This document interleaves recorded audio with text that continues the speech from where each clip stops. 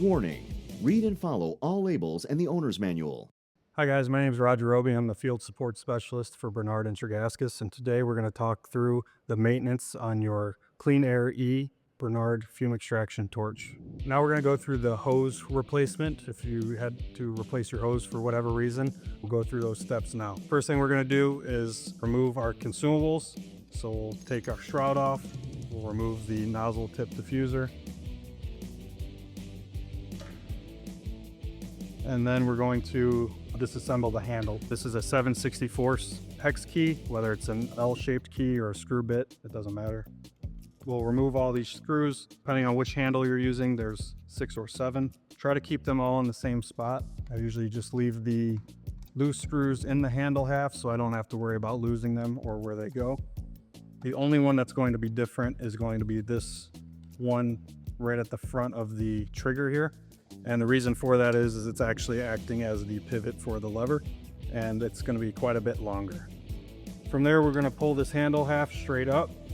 We'll just set it to the side. Careful not to dump our screws out. We'll remove our fume adjustment lever. We'll remove the trigger lever. Then we're going to remove the bottom half of the handle, and by doing that, it's just a matter of lifting the parts up, pulling the trigger out.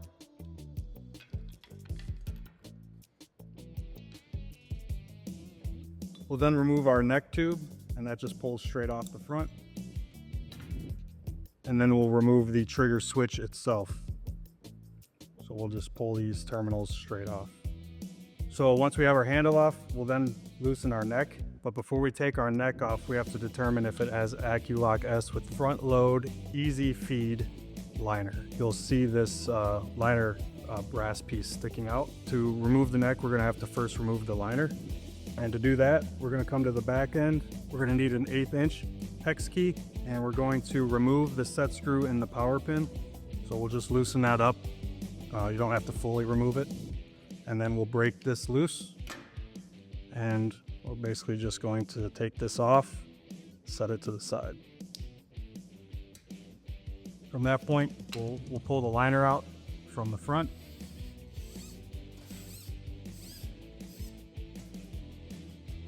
Set it to the side as well. Also, I would recommend keeping the liner off of a dirty floor, coiling it up or whatever the case may be, but try not to drag it across the floor. We're going to need 2 3/4 inch wrenches to fit on these hexes here. So the one that's closest to the cable, we're going to hold stationary, and then we're going to break loose the nut that's closest to the front of the gun. Once those are broke loose, you should be able to freely rotate the neck to unthread it. Okay, and then we'll set it off to the side. At this point, the front end is complete. As far as this assembly, we'll move to the back end. So from here, what we're going to do is remove this Y connector. We'll go back to the 7/64 hex key, and we'll remove the 6 screws here. Once we have all 6 of these removed, we will pull straight up on the handle and it'll disassemble into 2 halves. At this point, we're going to lay our torch out straight, and we're going to pull the old hose off and prepare to put our new hose on. So now that we've removed the handle and all the parts at the front end of the gun and disconnected the Y strain relief, we're going to separate the hose and the cable. So the easiest way that I've found to do this in a field setting is to lay the gun out perfectly straight. We're basically going to start by pushing the cable into the hose, and that's going to give us access at the back end to be able to grab the cable and pull it through the hose. And this can get a little bit tedious depending if it gets caught on any of the ridges of the hose, but typically it's not too bad. Now we have our cable separated from the hose, and now we'll take our new hose material and install it. So the first thing I'm going to do is bend the wires down. That way they flow as I push this through. And then I'm going to load the cable from the rear side of the hose and push it to the front. Again, everything being laid out straight is going to help you immensely.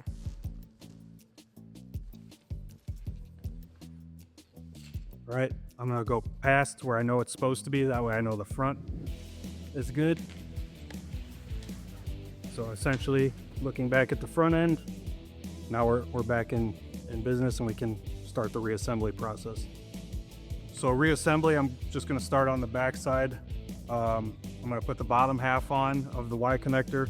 What I'm considering the bottom half is the piece that has the molded in brass nuts.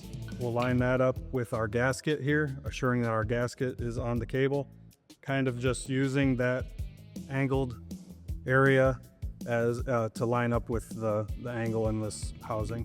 Same thing for this piece. We'll slide it on. We'll put our handle half on top. Everything should just kind of basically fall together and push very easily. Shouldn't have to fight anything. And then we'll tighten all 6 of those screws. The torque spec for these is 10 inch-pounds for a reference point. Once we have all these 6 screws tightened, the back end will be complete and we'll move to the front.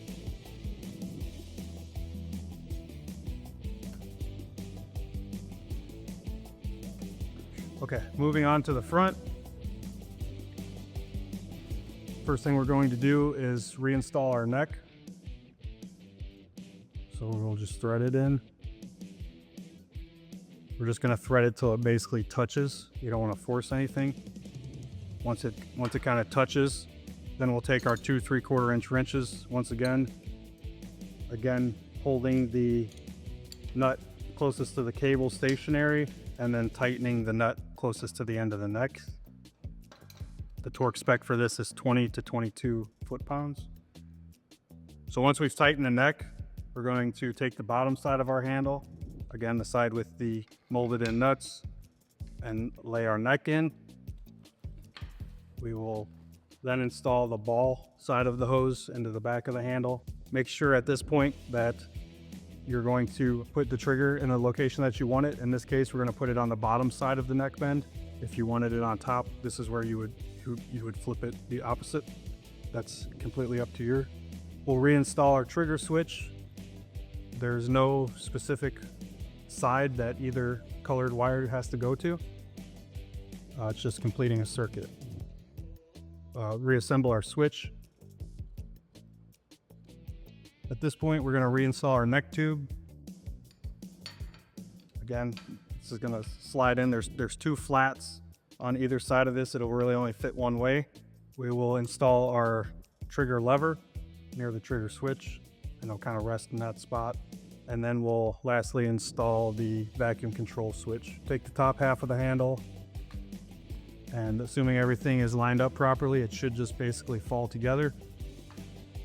And then you'll tighten your screws. I'm going to start with the long screw because it'll help line up that trigger to get everything else set. Once you have all the screws tightened, we'll reinstall our liner and our consumables. To reinstall the liner, we're going to feed it from the front of the gun to the rear. Again, this is for the front load easy feed liner. We're basically just going to feed this through.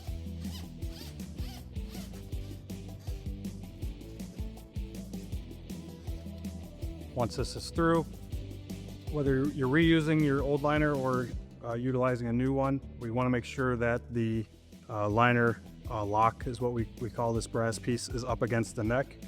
And then we're going to install our consumables.